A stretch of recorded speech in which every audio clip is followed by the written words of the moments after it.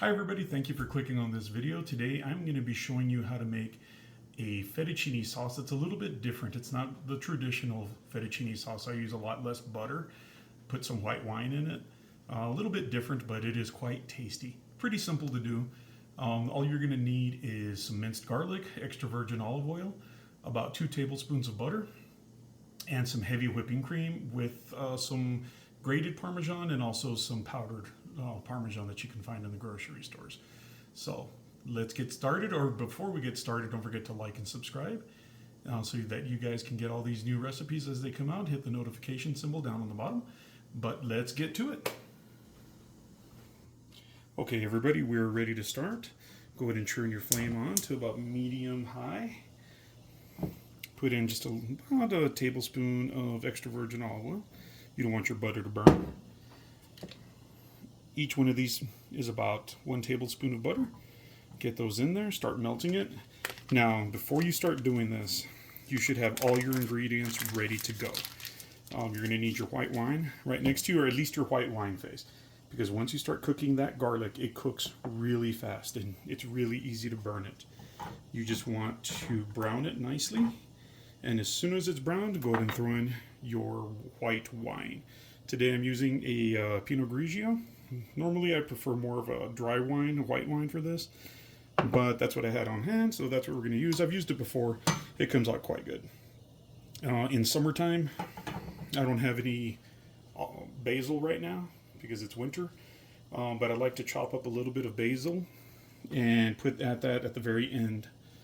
Once everything is thickened and ready to go. It adds a nice little flavor to it. As you can tell, I like basil quite a bit. But this is a good fettuccine sauce. Most fettuccine recipes ask for an entire stick of butter inside their recipe. There's no reason to use that much as far as I'm concerned. I don't notice a difference in flavor between 2 tablespoons and an entire stick. Fettuccine sauce isn't exactly the healthiest thing out there. And so trying to cut back a little bit here and there goes a long way. And it actually works quite well. Okay, our butter is just about melted. And as soon as it's melted, you're going to grab about 2 garlic cloves, minced. You can mince it yourself. You can buy it already minced. This one happens to be store-bought. But I do grow my own garlic as well in my garden. So, but again, it is winter, so watch to see how fast this goes. This part takes maybe a minute and a half at the most. Keep stirring. That's one of the big things about this, is you got to keep stirring. You can see that the garlic is still white. As soon as it starts to turn brown, go ahead and put in your wine.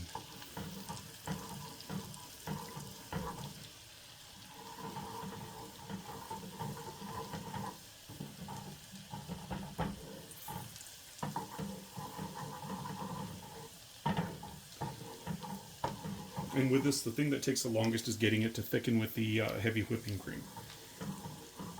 There we go. As you can see, it's starting to turn brown on the edges here. Just a little bit more, about another 30 seconds, maybe a little less. Okay, see, you can see all the little brown spots. I'm not sure the camera's picking that up, but it is definitely starting to turn brown. And you do not want it to burn, because if it burns, it is ruined. So that was about a quarter cup of wine. You can use as much wine as you wish. Sometimes I put a little bit more, sometimes I put a little bit less. So we're going to let that simmer for a little bit. We're going to lower our flame just a little. We're going to burn out the alcohol, and that usually takes about 2-3 minutes. And then we're going to add the heavy whipping cream slowly and start mixing in some Parmesan cheese once it's to that point. So let's take a little break, let that cook off. Okay, our wine has been cooking for roughly about 3 or 4 minutes, maybe a little bit longer. Most of the alcohol's burned off. Now I'm going to start adding heavy whipping cream. And I am positive I'm going to make a mess, because I always do. So I add just a little bit. Add it in a little bit at a time.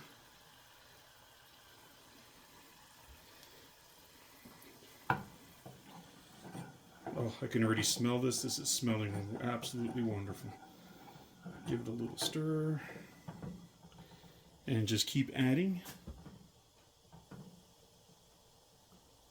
So this is about 16 ounces of heavy whipping cream.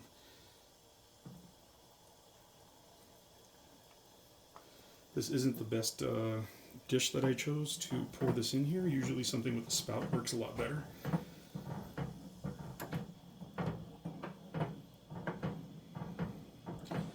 What I personally like to do is once you start seeing a little bit of bubbling here on the edge, then you go ahead and add more. And you keep doing that till you've added the entire 16 ounce portion. Now, of course, this will feed this. We have a family of 4, but this is actually good enough for about 8 people. Just keep stirring it in. We're almost there. Put that in a little bit fast, but that's okay. It'll survive. It's actually a very forgiving dish. So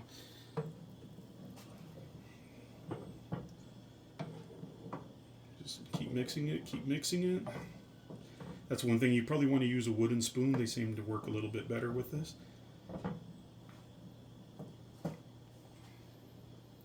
Plus they don't melt when you leave them in the pan like I just did. So a little bit more in there. Normally I'd like to go in a circular motion when I add it, but with the camera angle I can't do that right now, so that's why I did it that way. And also when it comes to the wine, you can always add a little bit more in there if you want a heavier flavor of the wine. But once this starts to bubble, then you can start adding your 2 different kinds of cheeses. I have a grated Parmesan and the powdered Parmesan. Now they're both Parmesan, but they have a little bit different flavor. The powdered Parmesan tends to be a little bit saltier, whereas the grated one does not. But it also helps thickening the sauce a little bit better with the grated. So that's why I use a combination of the 2.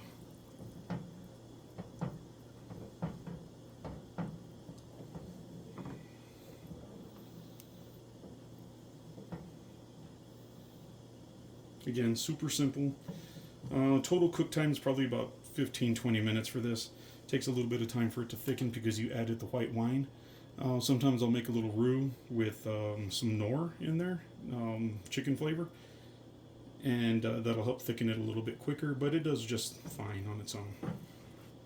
Okay, it's starting to bubble, so let's go ahead and start blending our shredded cheese. I'm going to put about half of this in and start mixing it in. And now about half of the powdered Parmesan, and mix that in.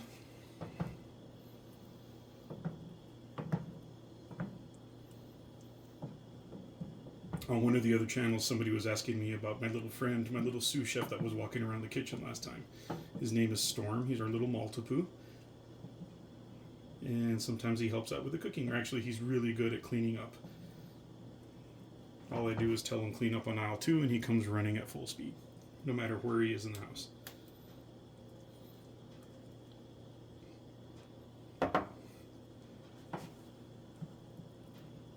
So that's the rest of our Parmesan cheese, and you can always add a little bit more.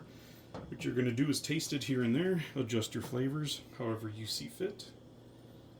Everybody's different. Some people like it a little saltier, some people like it a little more bland. Up to you. But the longer you simmer this, the more it'll thicken.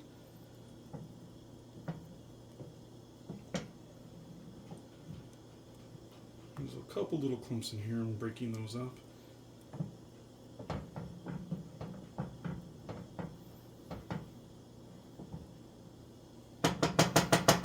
But this is actually a very good tasting fettuccine sauce, and you can use this to put on top of chicken, to put on top of different proteins and different pastas. It's pretty versatile. And again, like they say, most fettuccine sauce is a walking heart attack. This one's a little bit better because it doesn't have as much butter. It's got about a quarter of the butter that you would normally use. And I've tried it the way most people make it with the entire stick of butter, which is, it's a little overkill for me. There's really no difference in the taste. Most of the flavor to me comes from the Parmesan cheese. And it's perfectly fine to use a blend. You see the Parmesan with Asiago and a couple other dry blends, those work just as well too. And sometimes I use those. It depends on what kind of mood I'm in. But let's let this simmer for a little bit, and we'll come back and check on it in a couple minutes.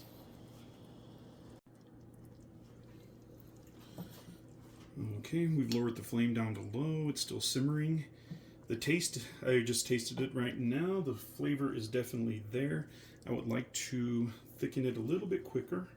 So I'm going to add some more of the shredded Parmesan. And again, this is what I mean. When I give you instructions on how I cook, it's variable. For some reason, some days I need a little bit more of this or a little bit less. It changes from one time to the next. Everybody has different opinions. One of my kids likes things a little bit saltier. One of them likes them a little more bland, just like anyone else. But as you can see, it's starting to thicken up. And in about 3 minutes, it should be done. Don't forget, you need to be doing this on a lower setting on the flame, and you have to stir it constantly. So if you can't dedicate the 15 minutes, 18 minutes that it's going to take to cook this, just wait until you get everything done, because it will burn or overflow. It won't burn so easily, but it will overflow out of the pan and makes a huge mess. And plus, you lose some of your sauce. Let's give it a little taste. I like using a fork so you don't get too much. Flavor is perfect. We just want it a little bit thicker. So we'll come back to that in a couple minutes.